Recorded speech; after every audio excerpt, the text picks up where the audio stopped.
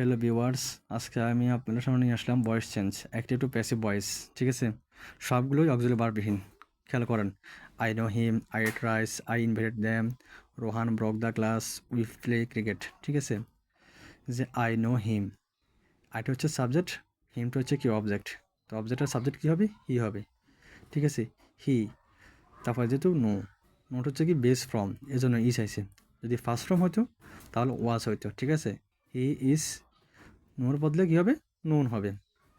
মনে রাখবেন passive voice always verb three হয়। তাহলে নোর ভার্ব থ্রি কি? নোন। টু মি, মনে রাখবেন প্যাসিভ ভয়েস নোর পরে টু হয়, বাই হয় না। ঠিক আছে, কিন্তু সূত্র বাই লেখা থাকলেও আপনি টু দিয়ে দিবেন। টু আইর অবজেক্ট মি। ঠিক আছে, আচ্ছা খেয়াল করেন, I ate rice, I ate rice, রাইসটা হচ্ছে অবজেক্ট।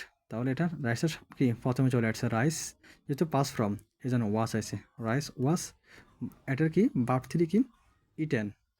তারপরে কি সূত্র অনুসারে বাই আইর অবজেক্ট মি। ওকে, খেয়াল করেন, আই ইনভাইটেড দ্যাম, দ্যামটা হচ্ছে অবজেক্ট, আইটা হচ্ছে সাবজেক্ট। তাহলে এটা প্রথমে আসবে, দি হয়ে যাবে, মানে দ্যামের সাবজেক্ট কি? দেই, তার মানে দের অবজেক্ট কি? দ্যাম। ঠিক আছে, আচ্ছা দেই ইনভাইটেড, এটা ফার্স্ট ফ্রম এই জন্য অয়ার হয়েছে, দে অয়ার ইনভাইটেড। তারপরে কি সূত্র অনুসারে বাই আইর অবজেক্ট মি। বুঝা গেল? Rohan broke the glass, Rohan broke the glass, the glass.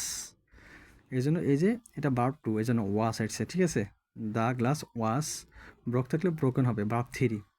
আমি আগে বলেছি প্যাসিভ ভয়েসে অলওয়েজ ভার্ব থ্রি। ঠিক আছে, ওয়াজ ব্রোকেন, তারপর সূত্র অনুসারে বাই, তারপর রোহান রোহান, ঠিক object object, no change. We play cricket, cricket হচ্ছে অবজেক্ট, তাহলে এটা প্রথমে নিয়ে আসি ক্রিকেট। তারপরে কী হবে? Play base form is. তারপরে কি ভার্ব থ্রি প্লেট, প্লেট। তারপরে কী হবে?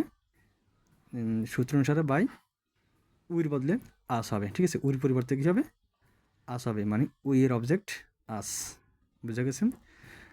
আসলে ভিডিও অনেক বড় হয়ে যাচ্ছেন, এই জন্য আপনি কোনো বিষয়ে আলোচনা করতে চাই না। আল্লাহ হাফেজ। পরবর্তী ভিডিওর জন্য কি লাইক কমেন্ট শেয়ার করে পাশে থাকবেন। আল্লাহ হাফেজ।